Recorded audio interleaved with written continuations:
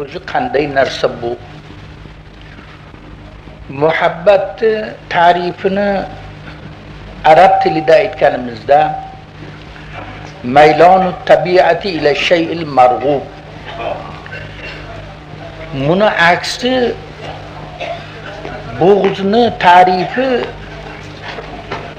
nafratu tabiati ila shay'il mina shay'il mag'bub. Yomon ko'rgan narsadan nafratlanishni buğz deb ataladi. Yaxshi narsaga rag'bat qilishni, maylon qilishlikni buni muhabbat deb ataladi. Muhabbat o'zi qanday bir haqiqat? Bu necha qismlarga bo'linib bu? Muhabbat o'zi haqiqatda bo'lmaganda olam xarob bo'lgan bo'lar edi. Hamma olamni barpo turishi muhabbat bilan bo'ladi. Mana shu joyga sizlarning yig'ilishlaring ham muhabbat bilan bo'lyapti. Shu oshno yori og'ayni deb muhabbat qilib kelgansizlar sheyga. Shu olamni har bir narsasiga nazar qilganingizda hamma narsadan muhabbat topiladi. Oftob muhabbat qilib yerdan giyohlarni ko'kartiradi. Shu nurini to'kadi yerga. Bu ham muhabbat bu. Yer muhabbat qilib giyohlarni o'stiradi. Bu ham muhabbat bu. Ota-ona bolani bag'rida tarbiya qilib o'stiradi, tarbiya qiladi. Bu ham muhabbat. Agar shu ota-onaga Xudoy taolo diliga muhabbatini solmaganda edi, buni anaqa itqib tashagan bo'lar edi. Hech mahal tarbiya qilmagan bo'lar edi. Endi bu har bir narsada topiladi muhabbat. Davlat ra'iyatga muhabbat qilib buni tinch saqlashni istaydi. Hamisha osoyishtalik bilan dillari xohlagan narsaga nima qilinsizlar, mana shu arzonchilik, obodonchilik, mana shu narsa bo'lsin, tinch yashasin, ofatlardan saqlansin deb davlat ham ra'iyatini yaxshi ko'radi. Mana shunday qilib muhabbat qilib tarbiya qiladi. Hamma olamni tinchligi hammasi bu muhabbatga bog'liq. Urush, janjal bo'g'zdan kelib chiqadi. Yomon ko'rishdan kelib chiqadi. Demak, agar shu muhabbat bo'lmaganda inson yer yuziga ham kelmagan bo'lardi.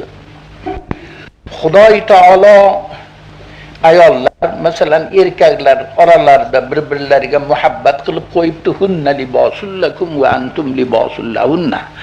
Xudoy taolo Qur'onda aytadi, ayollaringiz bamanzilay liboslaringizga o'xshaydi. Sizlar ham ularga bamanzilay libos. Odam libossiz yashay olmaydi. Hamisha libos odamga lozim narsa. Shuning uchun ayolsiz odam masalan yashay olmaydi. U tavallud tanosul hammasi ko'payishlik, bani odamni yer yuziga ko'payishi mana shularning muhabbatidan kelib chiqadi. Endi masalan har bir endi bu muhabbatni ba'zi muhabbat borki nihoyat darajada mazmum, mardud muhabbatlar ham bor. Qanday muhabbat deb o'ylasangiz, ba'zi avboshlarni fisqi fujurga muhabbati. Mana bu muhabbat nihoyat darajada yomon muhabbat bu. Bu gunoh kelib chiqadi bundan. Masalan, o'ylab ko'ring, shu ziyofatu shu narsalar shu mana shuni o'rniga agar bitta aroqxo'r bo'lsa, unga bitta shisha aroq kerak, bu ziyofatingizni hech keragi yo'q. U o'shanga muhabbat qiladi. Endi mana masalan ibodatga muhabbat, mana bu narsa savob nihoyatda Xudo tarafidan ma'mur bo'lingan narsa. Bizga ibodatga muhabbat qilish ekan, qul in kuntum tuhibbunalloha fattabi'uni. Rasululloh sallallohu alayhi vasallamga Parvardigor xitob qilib aytdiki, agar sizlar Xudoni do'st tutsalaring, meni orqamdan ergashinglar. Rasulullohning orqalaridan ergashsak, bizni Xudoga olib boradi. Xudoga yetkazib qo'yadi. Demak, bandalarni muhabbati Parvardigorga bo'lishi kerak ekan. Parvardigorda ham bandalariga nihoyat darajada muhabbati ortiq. Mana sihat salomat bilan tinchlik bilan masalan umr kechiramiz, badanimiz sog', hamma narsa muhayyo, hamma rizq ro'zi muhayyo, noz ne'mat bu Parvardigorni qilib turgan ehsoni. Ammo bizda amalimizga qaraganda bizga bir piyola suv ham bermaslik kerak edi. Endi Xudoning muhabbati shu darajada ortiq bandalarga. Mana masalan mana shu tariqada olamda harakotini, afloqni, tamom narsalarini qimillab turishi hammasi bu tamaddun bir-biriga muhabbatdan kelib chiqyapti bu. Agar muhabbat bo'lmaganda edi, bir-birimizga qaramagan bo'lardik. Ko'rasizmi, mol bilan mollarning podasini hech bir u tug'ishgani ham yo'q, uni hech qanday teskari qarab ketaveradi, bir-biriga yordam ham qilmaydi. Mana bu inson buni valaqad karramno bani odama deb Parvardigor insonni mukarram yaratdi dedi. İnsonga aql berdi, insonga jamol berdi, axloq berdi. Bu narsalar hammasi insonning mukarramligiga dalolat qiladi. Ana inson endi shunday bo'lib yashash kerak ekanki, birinchi darajada Parvardigorga muhabbat qilsin, uni buyurganlarini bajarsin. Ikkinchi daraja huquqlarini tanisin, u ota-onaga muhabbat qilsin, ota-onani hurmatini bajo keltirsin. Shunga o'xshash davlatning ham haqqi bandalarning shu raiyalarni tepasida benihoya. Agar shu davlatimiz tepamizda soyabon bo'lib turmaganda odamlar bir-birini go'shini yeb qo'yadi. Anchayingi narsa uchun bir-birini o'ltiradi bu. Anchayingi narsaga. Mana nazar solib ko'rib turibsiz-ku, odamlar ba'zi avboshlar anchayingi dunyoviy vaji uchun odamlarni o'ltirib ketyapti. Bu siyosat bo'lmaganda edi, dunyo intizomsiz bo'lib beintizom bo'lardi. Davlatdan qo'rqqanidan bu darrandalik tabiatidan bir ozini bo'lib turadi, tiyilib turadi. Bo'lmasa inson bir-biriga bo'g'zi adovat qilib, har kun yoqalashib, bir-birini haqorat qilib, bir-birini urib, mana shu xilda muomalatlar dunyoga kelgan bo'lardi. Hammasi davlatning siyosatidan qo'rqadi. Mana shunday qilib tinch yashashni istaydi. Demak, mana bir-birimizga hammamiz aloqa qilamiz. Mana dehqonlar bizga pishirib olib beradi bu narsalarni. Biz ularga qo'limizdan kelgan yordamni biz qilamiz. Ana libos tikadigan libos tikib beryapti, etik tikadigan etik tikib beryapti. Ana u dehqonchilik qilib olib kelib bu narsa beryapti. Bir-biriga mana shu tariqada aloqa bog'lab qo'yibdi. Hammasi ulfat va muhabbatdan kelib chiqadi bu narsalar. Endi demak, mana bu birovdan birovdan istifoda olish ham muhabbatga qaraydi. Ustoz shogirga muhabbati bo'lmasa hech nima ta'lim bermaydi unga. Inchunin shogird ustozga muhabbat bo'lmasa hech nima ola olmaydi undan. Hech nima istifoda qila olmaydi. Bekor. Mana shu tariqada hammani bir-biriga huquqi bor. O'sha huquqni ado etish, vafodorchilik, mana shu narsani hammasini muhabbat deb ataladi. Mana alhamdulillah, mana shu yerga hamma yori do'stlar jam bo'libdilar. Uzoq yerlardan kelib hammalari shu yerda to'planib o'tiribdilar. Bu hammasi bir-birlaringizga qilgan muhabbatingizning nishonasi bu. Shu mendan rozi bo'ladi borsam, shu dili xursand bo'ladi, minnatdor bo'ladi deb kelib o'tiribdi odamlar. Hammasi bir-birini ko'nglini olish mana shu tariqada. O'shan uchun Rasululloh sallallohu alayhi vasallam ko'p bu'za adovatdan qattiq man qilar ekanlar. Va la tahasadu va la tabaghazu va kunu ibadallohi ikhwanan. Janob Rasulullohning hadislari bu. Birodar bo'lib yashanglar dunyoda. Bir tug'ishgan bir onani, bir otani bolasidek yashanglar. Bir-birlaringga bo'g'za adovat qilmanglar, hasad qilmanglar.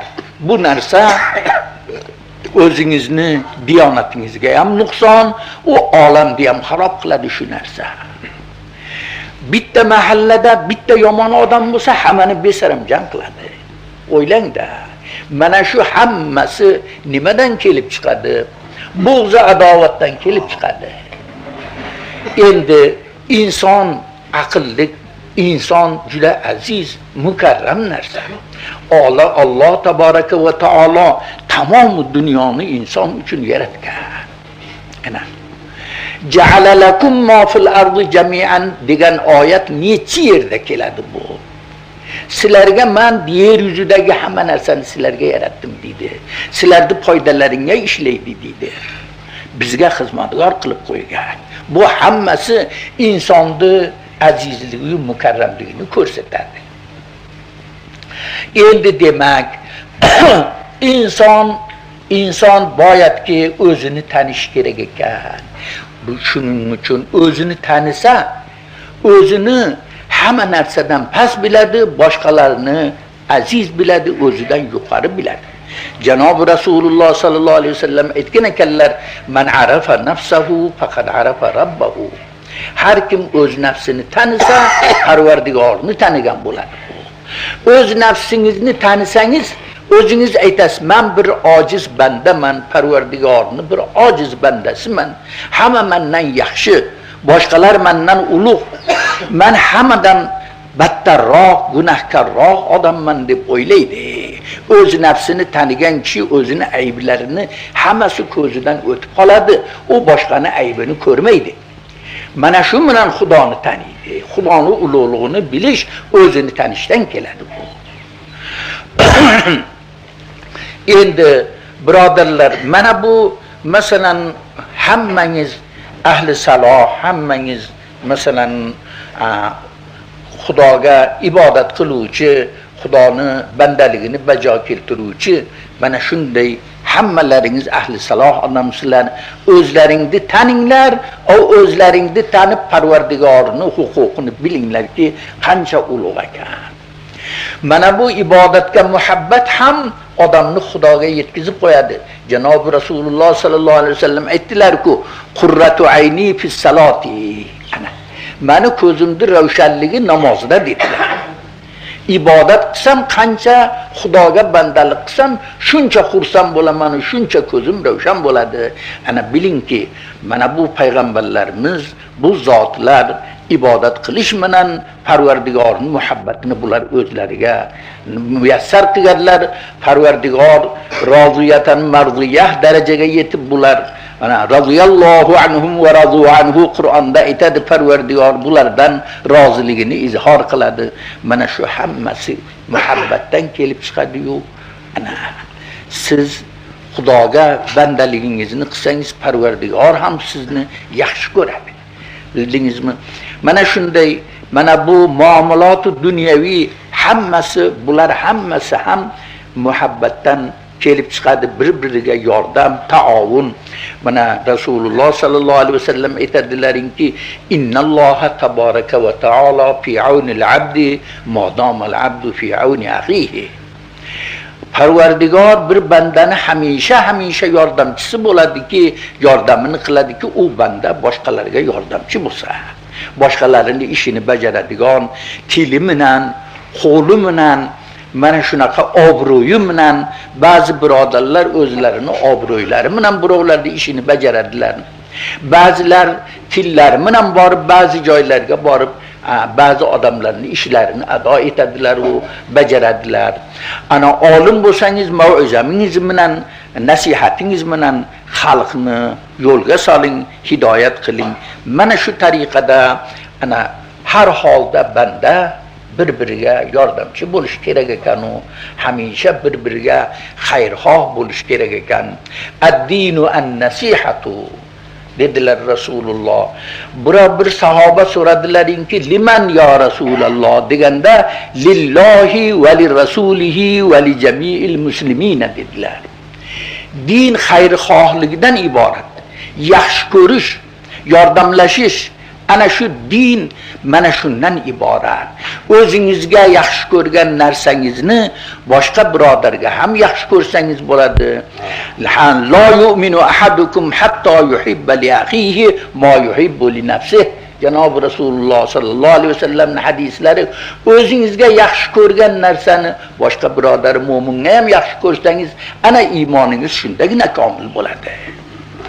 Allohumma vaffiqna lima tuhibbu wa tarda va ja'al akhiratana khayran min al-ula.